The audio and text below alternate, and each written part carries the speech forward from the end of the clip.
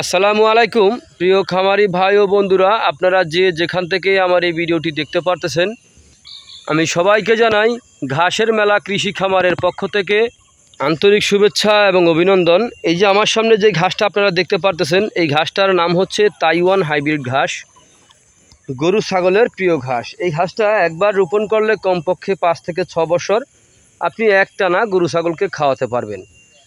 Taiwan hybrid ঘাসটা খুব দ্রুত গতিতে বৃদ্ধি হয়ে থাকে। এই ঘাসটার যদি আপনি প্রথমে রোপণ করার পরে দেখা যায় আপনার সর্বোচ্চ 2 মাস এর মধ্যেই, মানে এর 2 মাসের ওভার হয় না, তার আগেই আপনার কেটে এই ঘাসটা খাওয়ানো যায়। আর এই ঘাসটা একবার যখন কাটবেন, আপনার 20 থেকে সর্বোচ্চ 25 দিন এর ভিতরে আপনি কাটতে পারবেন।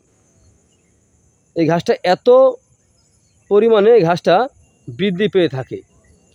এই ঘাসটা দেখেন এখানে পরন্ত বিকালবেলা, এই জন্য দেখা যায় একবার রোদের তাপটা পরে, এই জন্য এক রকম দেখা যাচ্ছে। দেখতে পারতেছেন এখানে কত সুন্দর ঘাস হয়ে আছে। এই ঘাসটা কিন্তু গরুর জন্য একটি লাভজনক ঘাস। ভাই দেখেন, আপনি যদি গরু অথবা ছাগলের খামার করতে চান, তাহলে কিন্তু আগে ঘাস চাষ করবেন। ঘাস হচ্ছে গবাদি পশুর একটি প্রধান খাদ্য। ঘাস ছাড়া গরু ছাগল পালন করলে আপনি লসে পড়ে যাবেন। ঘাস বর্তমান বাজারে একটি লাভজনক ঘাস। এই ঘাস আপনি যত কাটবেন ঠিক ততই বেশি হবে। এই ঘাসে যত কাটবেন ঠিক ততই বেশি হবে। এটা কিন্তু একটি হাইব্রিড জাতের ঘাস।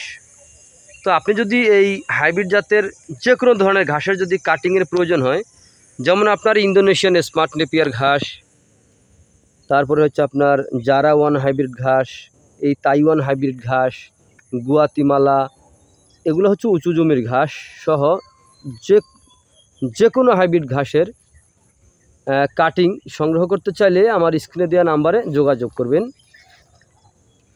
আমরা এই ঘাসের কাটিংগুলি বাংলাদেশের প্রত্যেকটা জেলা, উপজেলা এবং কি হোম ডেলিভারি দিয়ে থাকি। চাইলে আপনি ঘরে বসেই ঘাসের কাটিং সংগ্রহ করতে পারেন।